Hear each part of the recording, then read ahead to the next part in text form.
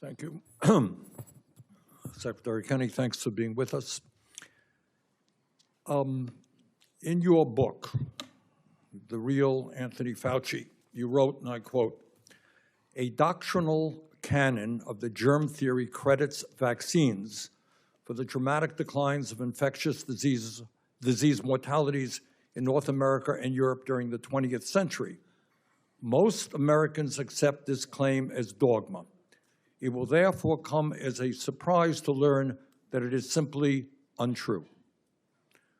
But despite your assertion in your book, according to a peer-reviewed study in The Lancet, led by the World Health Organization's, vaccines have saved the lives of more than 150 million people and reduced infant deaths by 40% over the past 50 years.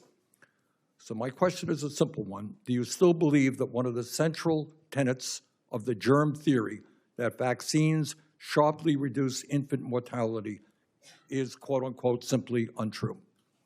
What I was saying in that book, first of all, the study you cited is a modeling study. It's a what? Sorry? A modeling study.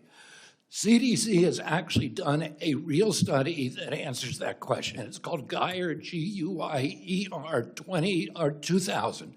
And it says that the 80% mortality in chronic disease that took place, in mortalities from chronic disease that took place in the 20th century, that almost none of it was attributable to vaccination. It was attributable to hygiene, to sewer plants, to better water supplies, to engineering that got oranges. Just a sec, I have to interrupt you because I have other questions.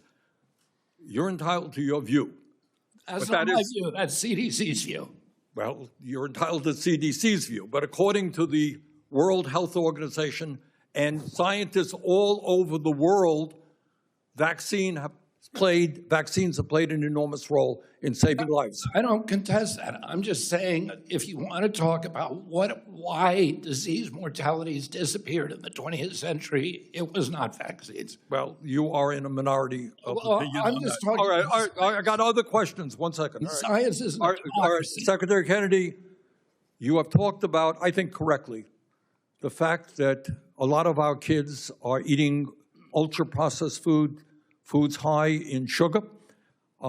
We have, as you know, an epidemic in obesity in this country. We spend zillions of dollars dealing with diabetes caused by obesity. I believe that we should follow countries like Chile, Mexico, and put strong warning labels on products that will show parents about the nature of the food their kids are eating. So my question to you is, how long will it take before your agency puts strong warning labels on unhealthy food and beverages?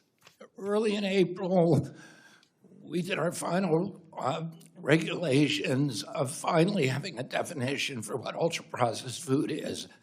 That is now in the interagency process. We have no control over what happens there with the other agencies. As soon as it comes back to us, we're going to do the labeling requirements. All right, let me ask you this. President Trump's nominee for Surgeon General, Casey Means, told this committee that she agreed with me that junk food ads in the United States should be banned from TV. What do you think? Do you agree with her? I would support that. Good.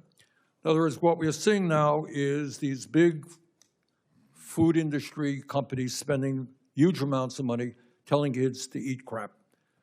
And I think it would make a lot of sense if we banned those ads from TV. I'm hearing you saying that you agree with me on that?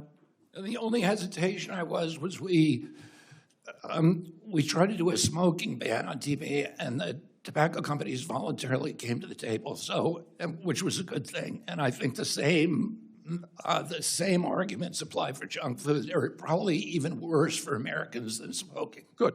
Well, Art, I would hope you take a leadership role in making it clear that we should get these ads, which just entice kids, addict kids to really bad food, off the air. All right? Good. All right. Thank you, Mr. Chairman. Support journalism you trust. Support PBS News. Donate now, or even better, start a monthly contribution today.